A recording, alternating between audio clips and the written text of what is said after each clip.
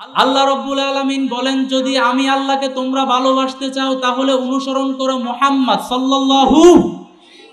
আল্লাহ রাব্বুল আলামিন বলেন, যারা আমার নবীকে অনুসরণ করবে তাদের গুনাহগুলো আমি মাফ করে দিব। কথাটা কার?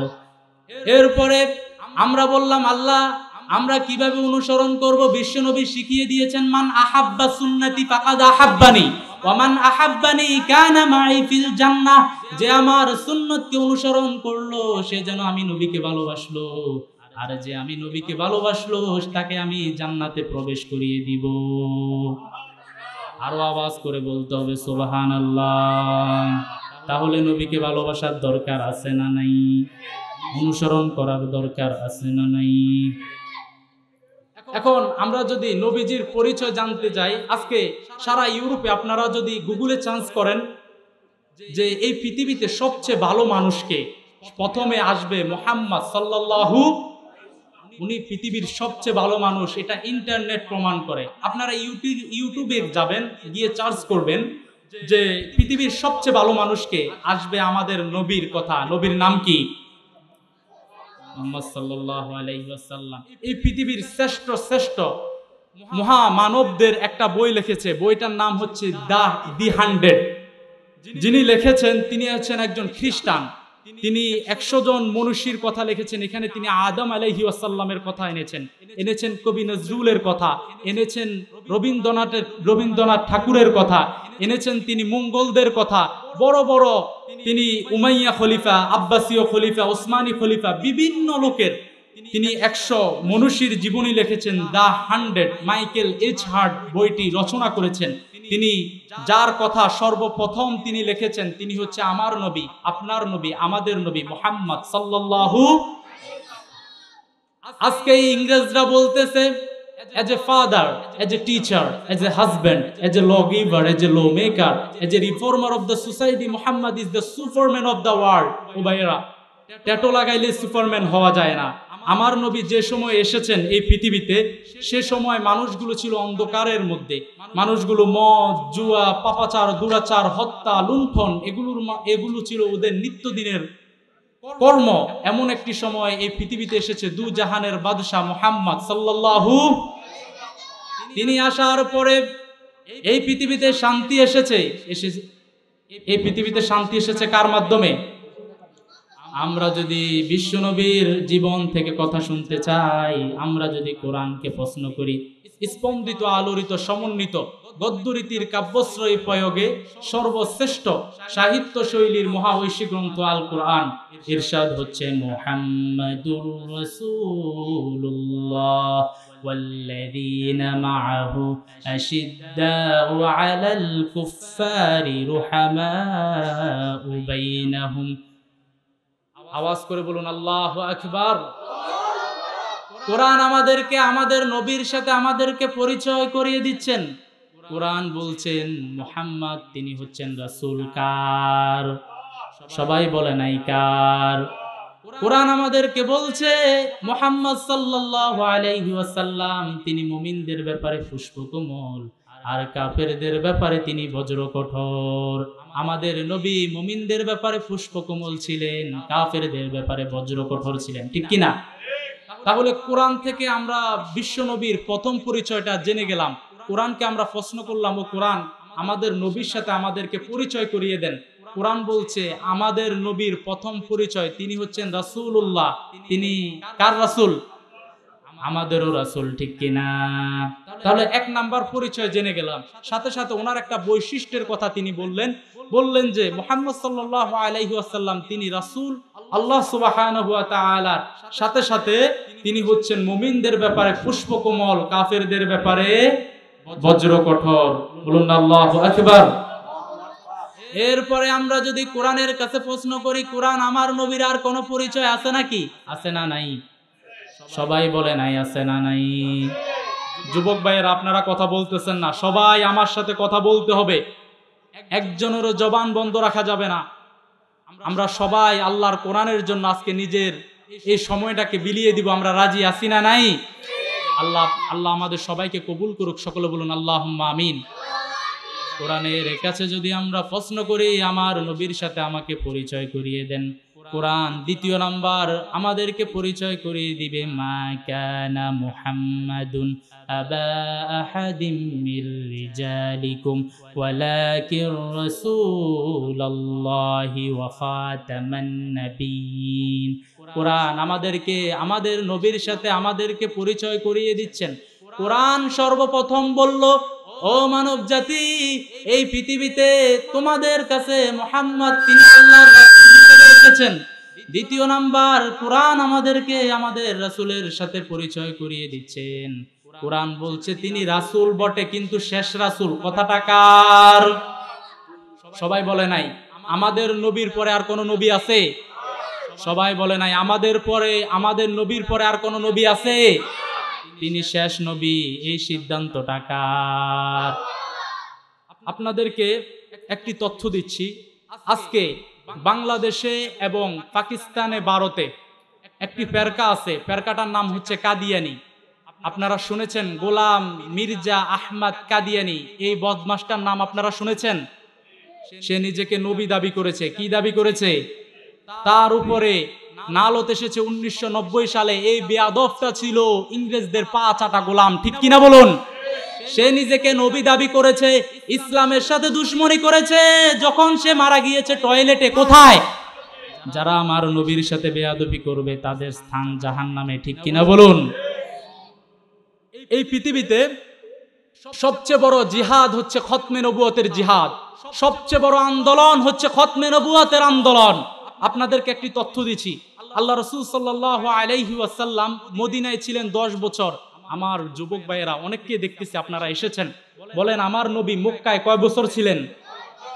10 বছর। জিন্দিগিতে যুদ্ধ, ছোট বড় গাজওয়া, যুদ্ধ হয়েছে 40টা। কয়টা? 10 বছরে যুদ্ধ হয়েছে 40টা। আল্লাহ রাসূল সাল্লাল্লাহু আলাইহি ওয়াসাল্লাম নিজে এই যুদ্ধগুলো অংশগ্রহণ করেছে 27টায়। কয়টায়? এই 10 বছর যুদ্ধে 40টা যুদ্ধে আল্লাহ রাসূল অংশগ্রহণ করেছেন, সেনাপতির দায়িত্ব গ্রহণ করেছেন 27টার মধ্যে। এই 27টা যুদ্ধে মুসলিম এবং অমুসলিম, মুমিন এবং কাফের, মুমিন এবং মুনাফিক মিলে মানুষ মারা গিয়েছে 1018 জন। কয়জন? আমার নবী যখন উপাদ গ্রহণ করলো, উপাদ গ্রহণ করার পরে এই পৃথিবীতে মুসলিম উম্মার নেতৃত্ব দিয়েছেন আবু বকর রাদিয়াল্লাহু তাআলা আনহু। ওনার সময় উনি যখন এই পৃথিবীর নেতৃত্ব দিচ্ছে তখন মুসাইলামাতুল কাজ্জাব এই বেয়াদবটা নিজেকে নবী দাবি করেছে। কি দাবি করেছে? যারা এই নবী দাবি করেছে আমার রাসূলকে বেয়াদব অনুসরণ করত। আমার রাসূল যদি কারো মাথার উপরে হাত দিত, হাত দিলে ওই তার মাথার চুলগুলো বেশি গজাতো। সে যতদিন বেঁচে থাকতো তার মাথা ভরা চুল থাকতো। বলুন সুবহানাল্লাহ। আবার আমার নবী কোন লবণ কূপে, যেই কূপের পানি খাওয়া যায় না এমন কূপে যদি পানি পান করতেন সেটা মিঠা কূপে পরিণত করে দিতেন একজন। তিনি কে? আবার আমার নবী যদি কোনো গাছের দিকে তাকাতেন ওই গাছগুলো বাম্পার ফলন হতো। কিন্তু এই বেয়াদবটা আমার নবীকে অনুসরণ করতে লাগলো। অনুসরণ করে সে যে বাচ্চার মাথার মধ্যে হাত দিয়েছে সেই বাচ্চাটা আজীবন টাকমাথা ছিল। সে মিঠা পানি থেকে যদি পানি পান করত ওই মিঠা পানি লবণাক্ত কুয়ায় পরিণত হয়ে যেত। বেয়াদবিটা কার সাথে? বিশ্ব নবীর সাথে। বিশ্ব নবীর সাথে যারাই বেয়াদবি করবে তাদেরকে ধ্বংস করে দিবেন একজন। তিনি কে? আবু বকর রাদিয়াল্লাহু তাআলা আনহু জমানায় যখন এই বেয়াদব নিজেকে নবী দাবি করা শুরু করলো তখন আবু বকর রাদিয়াল্লাহু তাআলা আনহু 30,000 সাহাবী, কয় হাজার সাহাবী? ইয়ামানের ইয়ামামার দিকে 30,000 সাহাবীকে নিয়ে তিনি গেলেন। একদিনের যুদ্ধে প্রায় 2400 সাহাবী যারা আল্লাহ রাসূল সাল্লাল্লাহু আলাইহি ওয়াসাল্লামের নূরময় চেহারা দেখেছেন এমন সাহাবী প্রায় 2400 সাহাবী সেদিনই শাহাদাত বরণ করেছে। কত সাহাবী? সবাই বলে নাই কতজন? আল্লাহ রাসূল সাল্লাল্লাহু আলাইহি ওয়াসাল্লাম 10 বছরে মুমিন এবং মুনাফিক মিলে মারা গিয়েছে 18 জন। আর একদিনে খতমে নবুয়তের আন্দোলনে একদিনে মারা গিয়েছে 2400 জন।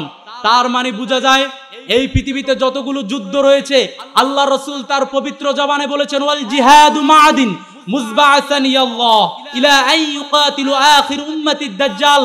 ওয়ে মুমিনেরা শুনে রাখো, আমি আল্লাহর রাসূল সাল্লাল্লাহু আলাইহি ওয়াসাল্লাম এই পৃথিবীতে আসার পরে আমার প্রতি জিহাদকে আল্লাহ তাআলা ফরজ করেছেন একজন, তিনি কে?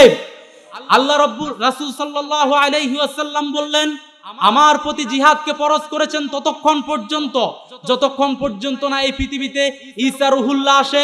কিন্তু আমার প্রিয় ভাইয়েরা 10 বছরে আল্লাহ রাসূল সাল্লাল্লাহু আলাইহি ওয়াসাল্লামের জমানায় 10 বছরে 40টা যুদ্ধে মুমিন এবং মুনাফিক মিলে মারা গিয়েছে মাত্র 1018 জন।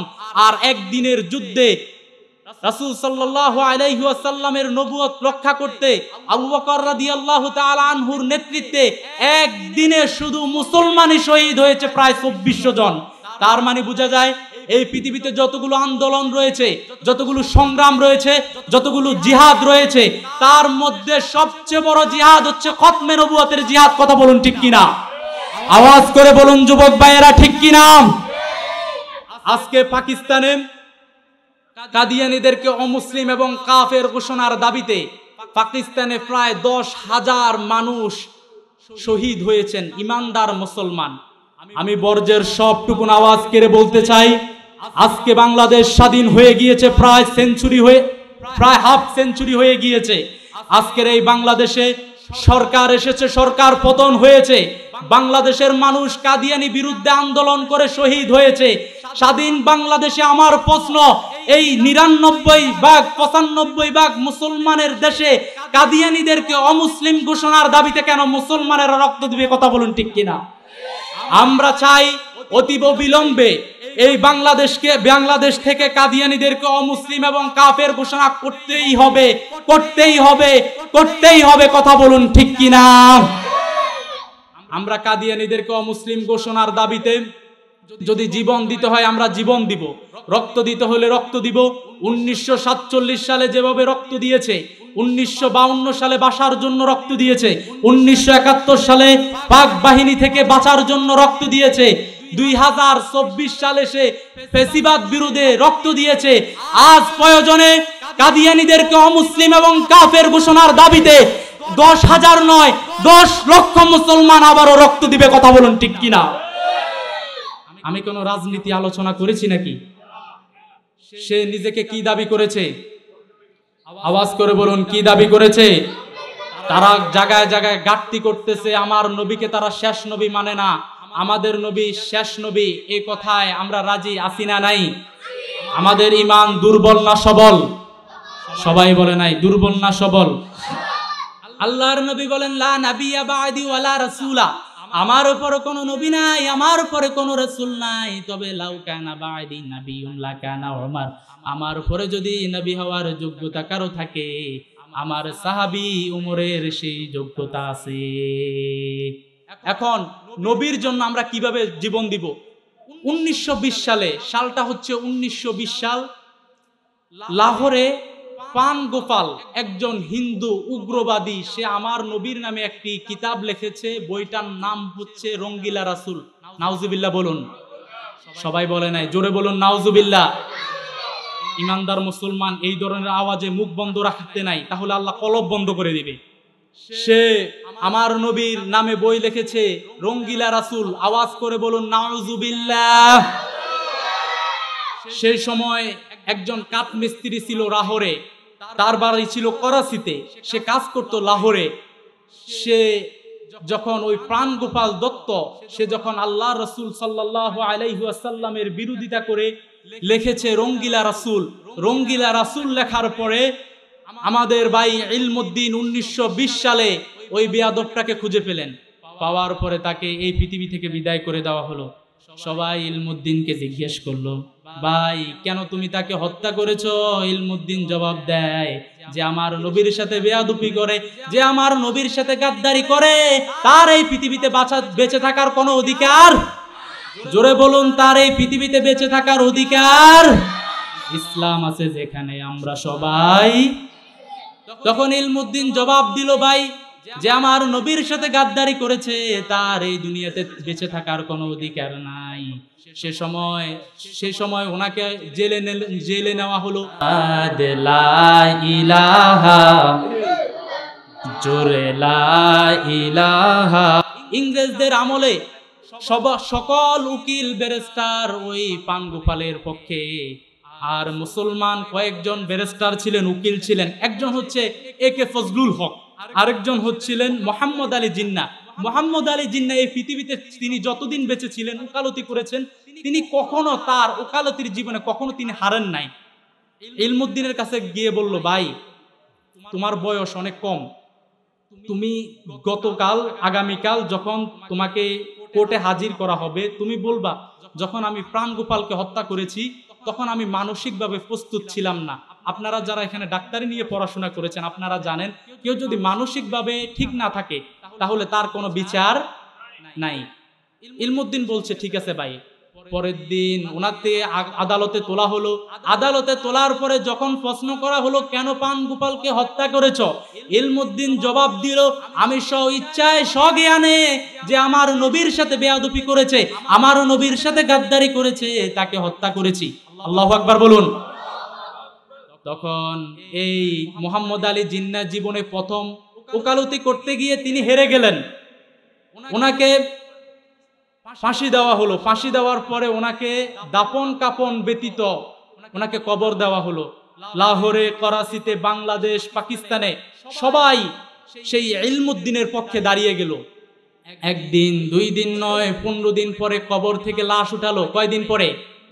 15 দিন পরে লাশ উঠানোর পরে দেখলো ইলমুদ্দিনের গায়ে কোনো পছন্দ দূরের কথা, একটা মশাও বসে নাই। আল্লাহু আকবার, জোরে বলুন। একটা মশাও বসে নাই। 15 দিনের মধ্যে মানুষ পচে যায়, গলে যায়, কিন্তু ইলমুদ্দিনের কিছু হয় নাই। সেই লাহোর থেকে ওনাকে করাচির দিকে নিয়ে যেতে প্রায় 2 দিন লেগেছে। 2 দিনে এই পৃথিবীর মানুষ, বাংলার ওই উপমহাদেশের মানুষগুলো ইলমুদ্দিনের জানাজা পড়েছে। আর একদিনে জানাজা পড়েছে প্রায় 2 লক্ষ মানুষ। ইলমুদ্দিনকে সম্মানিত করেছেন কে? আজকে ইলমুদ্দিন আমাদের সামনে নাই, কিন্তু আমাদের অন্তরে আছে না নাই? তিনি মরেও আমাদের মধ্যে অমর হয়ে রয়েছে, কারণ তিনি কার পক্ষে কথা বলেছেন? মুহাম্মদ সাল্লাল্লাহু। আমরা 2টা পরিচয় জেনে গেলাম। একটা হচ্ছে প্রথম পরিচয়, আমার নবী রাসূল কার? জোরে বলুন, কার? এখনো আপনাদের মুখ চালু হয় নাই। আমার নবী রাসূল, তিনি কার? দ্বিতীয়তে আমরা কোরআনের কাছে প্রশ্ন করলাম, কোরআন বলল শুধু তিনি রাসূল নাই, তিনি শেষ রাসূল। কি রাসূল? আমরা কোরআনের কাছে জানতে গিয়ে যদি কোরআনের কাছে প্রশ্ন করি, কোরআন আমাদের রাসূলের 3য় নাম্বার পরিচয়টা কি? কোরআন বলে কুল ইন্নামা, সবাই পড়ুন, কুল ইন্নামা আনা বাশারুম মিসলুকুম ইউহা ইলাইয়া আন্নামা ইলাহুকুম ইলাহু ওয়াহিদ। তিনি মানুষ ছিলেন। কি ছিলেন? আমার নবী জিন না ফেরেশতা? সবাই বলে নাই, আমার নবী জিন না ফেরেশতা? মানুষ। আমার নবী কি? আল্লাহ রাব্বুল আলামিন বলেন কুল ইন্নামা আনা বাশারুম মিসলুকুম ইউহা ইলাইয়া আন্নামা ইলাহুকুম ইলাহু ওয়াহিদ। ও মানব জাতি শুনে রাখো, আমার নবীকে আল্লাহ রাব্বুল আলামিন বলেন আপনি প্রচার করে দেন আমি তোমাদের মতো মানুষ। তিনি কি ছিলেন? কিন্তু সাধারণ মানুষ নয়, অসাধারণ মানুষ। তিনি নবী ছিলেন কিন্তু মহানবী। তিনি রাসূল ছিলেন কিন্তু শ্রেষ্ঠ রাসূল। অনেকেই বলে আমাদের একজন নবী আছে সবচেয়ে বেশি সুন্দর, নাম কি? দেখি একটা পরীক্ষা হয়ে যাক। ইউসুফ আলাইহিস সালাম। আল্লাহ তাআলা ওনার জিয়ানে, আমলে, আখলাকে বরকত দান করুক। সকলে বলুন আল্লাহুম্মা আমিন। আমার নবী বলেছে, আমার ভাই আনা মালিহুন ওয়া আখি ইউসুফু সবিহুন, আমি হচ্ছি লাবণ্যময় সুন্দর আর আমার ভাই ইউসুফ হচ্ছে সাদা সুন্দর। কোনটার দাম বেশি? লাবণ্যময় সুন্দরের দাম বেশি। আল্লাহর রাসূল বলছেন আমি হচ্ছি লাবণ্যময় সুন্দর, মিলহুন আনা মালিহ। মালিহ শব্দটা এসেছে মিলহুন শব্দ থেকে। আমি হচ্ছি লাবণ্যময় সুন্দর আর আমার ভাই ইউসুফ হচ্ছে সাদা সুন্দর। সুবহানাল্লাহ বলবেন না? উম্মুল মুমিনিন আয়েশা রাদিয়াল্লাহু তাআলা আনহা বলেন তোমাদের একটা সূর্য আছে, আমার একটা সূর্য আছে। তোমাদের সূর্যটা প্রতিদিন পূর্ব দিকে উদিত হয়ে পশ্চিমে ডুবে সারাদিন মানুষকে আলো দেয়, আর আমার একটা সূর্য আছে যে প্রতিদিন সালাতুল ইশা মসজিদে জামাতে ইমামতি করে আমার ঘরের দিকে আসে। আমার নবী যখন আমার ঘরের দিকে আসে মনে হয় আসমানের চাঁদটা আমার ঘরের ভিতরে চলে এসেছে। সুবহানাল্লাহ বলুন। বলতেছে যে আমার নবী যখন উম্মুল মুমিনিন আয়েশা রাদিয়াল্লাহু তাআলা আনহার ঘরে বসে, সাথে সাথে মনে হয়, এখন মাইকটা চালাবেন না, জাস্ট 5টা মিনিট আমি আলোচনাটা সমাপ্ত করি। 5টা মিনিট, 5টা মিনিট আমি ফিনিশিংটা দিয়ে দিচ্ছি। না না, সংক্ষেপ করে দিচ্ছি। হ্যাঁ 5টা মিনিট আমি না না, এটা খুব খারাপ কথা চলতেছে আল্লাহর কোরআনের। কার কথা? কথা কি আমার না আল্লাহর? রাগ করেন না চাচা। তাহলে আয়েশা উম্মুল মুমিনিন আয়েশা রাদিয়াল্লাহু তাআলা আনহা বললেন, যখন আমার নবী আমার ঘরে আসে তখন মনে হয় আসমানের চাঁদটা এসেছে। বলুন সুবহানাল্লাহ। দেখেন আলোচনা বেশ কিছু করা যাবে না, আমি সময় নিতে পারলাম না, আপনাদেরকে অনেক কষ্ট দিয়েছি। যারা আমাকে ইনভাইট করেছেন সকলকে ধন্যবাদ। বিশেষ করে আজকের উপস্থাপক খুব সুন্দর জাদুময় মাখায় আপনাদেরকে উপস্থাপন করে শোনাবেন, একজনের পরে আরেকজন কথা বলবেন। সময় সংক্ষিপ্ত থাকার কারণে যতগুলো কথা বলেছি কোরআন এবং সুন্নাহর আলোকে বলেছি, বানিয়ে বলি নাই। তারপরে আমার মনের অজান্তে যদি মিস ইনফরমেশন বের হয়ে যায়, আল্লাহ সুবহানাহু ওয়া তাআলা আমাদের স্মৃতিপট থেকে উঠিয়ে দিক। সকলে বলুন আল্লাহুম্মা আমিন। সত্য, সুন্দর, কল্যাণকর, হকের পক্ষে যতগুলো কথা বলেছি, প্রথমে আমি মোহাম্মদ গোলাম কিবরিয়াকে, পরে আপনাদের সবাইকে আমল করার তৌফিক দান করুক। সকলে বলুন আল্লাহুম্মা আমিন। সুন্দর থাকবেন, ক্লিন থাকবেন, পরিষ্কার থাকবেন, ইসলামের পক্ষে থাকবেন, কোরআনের সাথে থাকবেন, ইসলামিক রাজনীতির সাথে থাকবেন। আবারও দেখা হয়ে যাবে কোনো তাফসীরুল কোরআন মাহফিলে। অনেকে জিজ্ঞেস করেছে আমার পরিচয়টা কি। আমি এই গ্রামেরই সন্তান, পড়াশোনা করি সারসিনা আলিয়াতে। ইনশাআল্লাহ আগামী মার্চের 21 তারিখে চলে যাচ্ছি মিশর আল আজহার ইউনিভার্সিটিতে। আপনাদেরকে সকলকে মোবারকবাদ, যারা আমাকে ইনভাইট করেছেন মোবারকবাদ জানাচ্ছি, যারা কষ্ট করে শুনেছেন।